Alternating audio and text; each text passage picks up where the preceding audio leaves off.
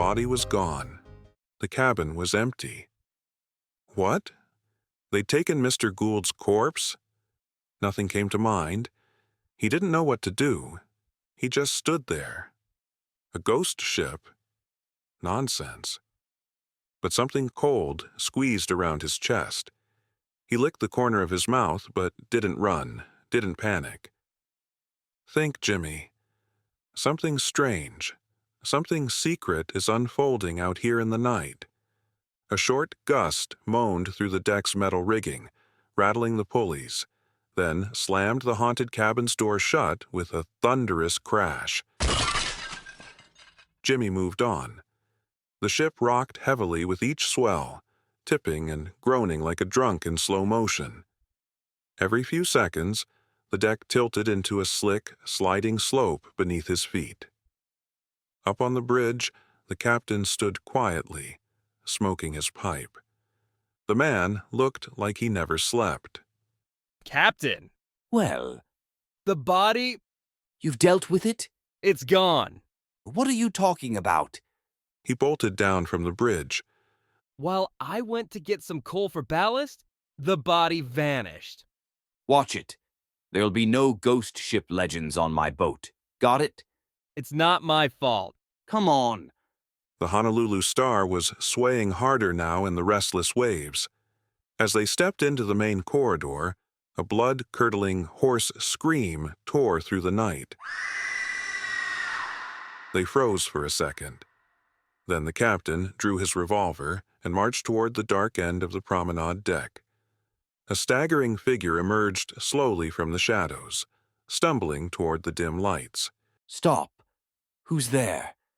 The steward! Sir! He couldn't go on. His teeth chattered violently. He looked completely mad, wide-eyed, pale as chalk, and shaking from head to toe. Speak. That was you screaming. The dead man. Over there. The captain headed grimly in the direction he pointed. Just then, the ship dipped again on a big wave. A dull rumble grew louder. Something was rolling fast, and suddenly it hit the captain's legs and sent him crashing to the floor. His revolver fired on impact. The blast echoed like a cannon shot on the deserted deck. No one moved. Even though both the scream and the gunshot must have been heard all over the ship, the crew had locked their doors and started praying. The steward, for years to come, would flinch in fear every time this night was mentioned. Idiots. He kicked off the corpse that had rolled onto him. It was Mr. Gould's body, wrapped in a sheet, sliding back and forth depending on the tilt of the ship's slick, sloping deck. It was starting to slide again. Grab it. For God's sake, grab it. But it was too late. The corpse slammed into the stair railing with a sickening thud. The steward just stared, mad as a hatter. But Jimmy got it. He chased down the late Mr. Gould and caught him just before the body could tumble down the stairwell. This is your fault. I admit it. I left the cabin door open. When the ship tilted, Mr. Gould rolled out and started sliding around the deck. And why were you screaming? Turned the captain to the steward. He just blinked, slowly regaining his senses. I was chasing someone. Because on this ship there's a I don't understand. Jimmy quickly jumped in to finish the steward's sentence. Ghost protocol. Yes. On this ship, we have to escort passengers in the dark. What? Yes, escorting a passenger I couldn't actually see. Then rumbling. Something hits me, I fall, and a dead man lands beside me. Enough. We get it. Jose, did you bring the coal? Yes. Then get on with it. Move. The first pale glimmer of dawn illuminated fast-moving, vapor-like clouds that billowed across the whitening sky. The captain removed his cap, and Jimmy lifted Mr. Gould, tied to a plank, onto the railing. The steward wouldn't have touched the body for all the world. He was praying.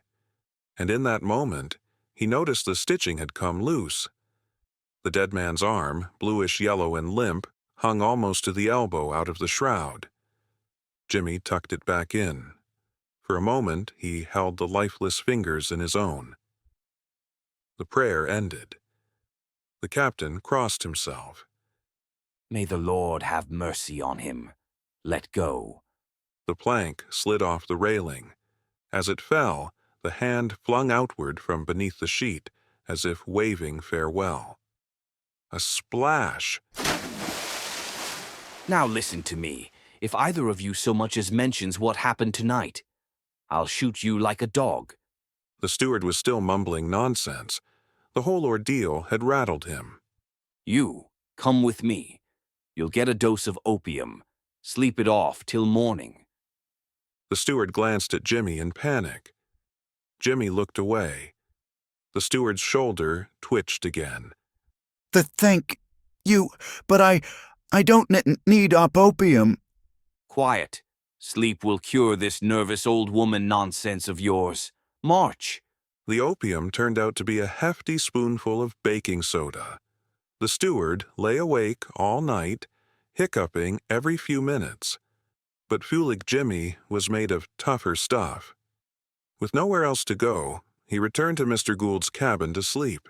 Dirty Fred was sitting at the table, munching on a slice of bread slathered in butter.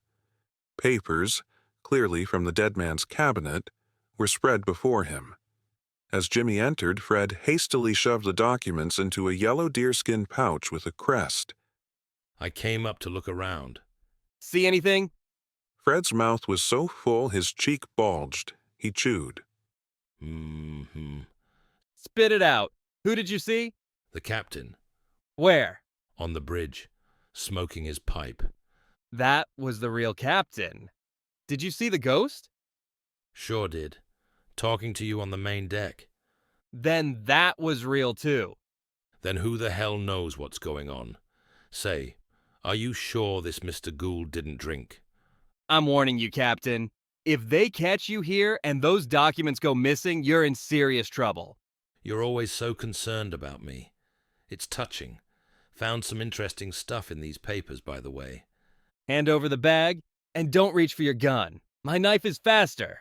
The blade pressed against Fred's belly. Hand over the papers. If there's business in them, we split it.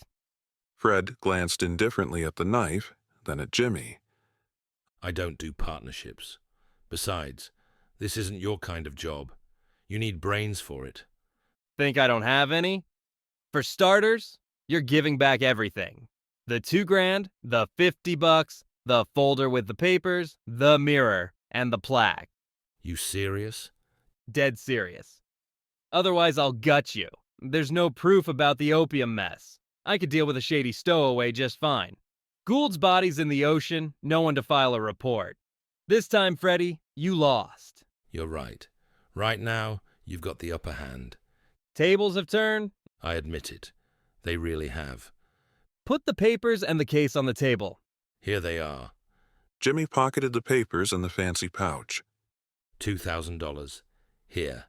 Here's the leather case, the comb, the medallion.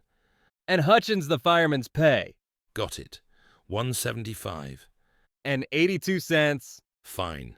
Here. You beat me, kid. Fair and square. Fred handed it all over and turned to leave. Oh, and leave the steward alone. Feed yourself. There's enough salted fish aboard. I don't like fish. You'll slim down then. Fred tipped his cap back and trudged off. Jimmy sat wearily on the lower bunk, where he'd dressed the corpse just hours earlier. Should he sleep up top? Nah. He had to sleep somewhere. The wind moaned and shook the ropes. Fred's footsteps squelched off into the night. Silence returned. Just the creaks and groans of the ship leaning into the sea. In the mirror across from him, he saw his own exhausted face staring back from the bunk. A ghost ship, adrift on the open sea. No passengers left. Mr. Gould rested half a kilometer below, swallowed by the ocean. Again he caught his reflection in the mirror. Pale, haggard. Sleep. That's what he needed. Sleep. Jimmy lowered his head, drained and drowsy. He'd read the papers tomorrow. Now he just needed rest. So what if the dead man had lain there? Nonsense. No way he was climbing into the top bunk for that. He was just tired, that's all. That's where this uneasy feeling came from. He was just about to lie down when the ship tilted sharply, causing him to lean forward. Suddenly, a noise above, and before he could react, something dropped from the top bunk and landed on his neck, straddling him. He didn't move. If this was the end, so be it. For several seconds he sat, bent forward, the weight pressing on his neck. Strange. Why wasn't the attacker doing anything? Just sitting there. Jimmy tilted his head just enough to glance at the mirror and froze. In the reflection, he saw himself sitting forward on the edge of the bunk, and perched on his neck, straddling him, was the corpse of Mr. Gould.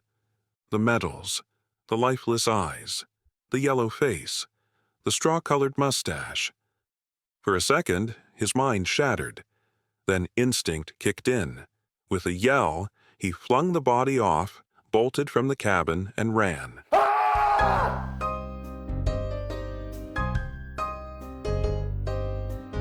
To be continued.